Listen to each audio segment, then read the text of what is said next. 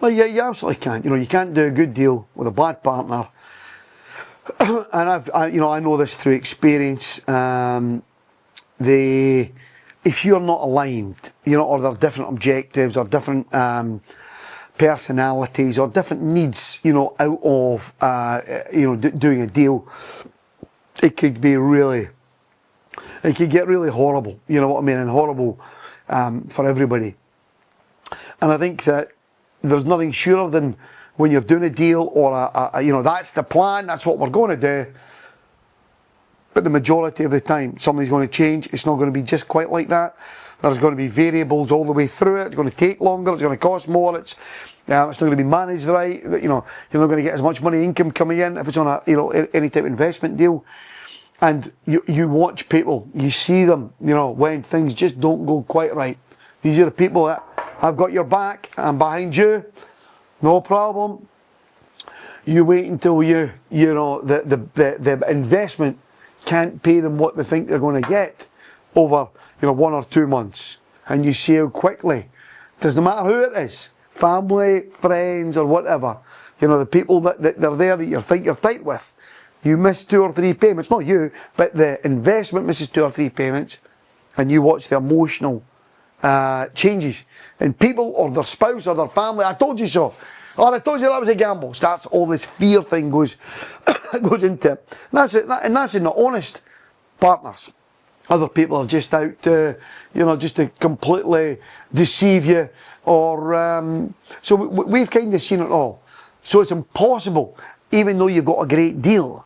If you've got a partner that is a cheater, if they're cheating on their wife, they're going to cheat on you. Why would they cheat? Why wouldn't they do? How can you trust these people that are going about cheating on their nearest and dearest?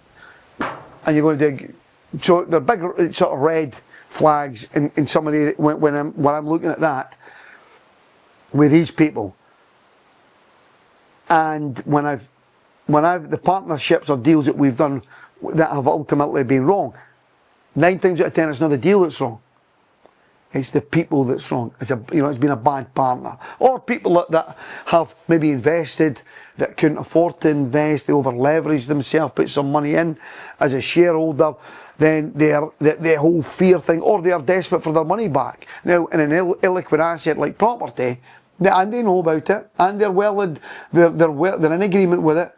Oh, I need this money back, I need this money back now. And what that could do is that bad apple can upset the whole deal for everybody, so multiple investors. So you really, really need to be careful and do your work, homework on, when you're getting into partnership on any on deals, on who's actually investing and at what level or what credibility are these people. Again, I go back to, the more you investigate, the less you invest. But again, there are great people out there. We've met some great business partners. We've met some great business partners out of doing bad deals with bad people. So it's a mixture, but you absolutely can't do a good deal with a bad partner. And because we've done great deals with bad partners, and it's a shame because the whole thing then becomes a bad deal, when in actual fact the deal itself was good. It was some of the people involved that were the problem.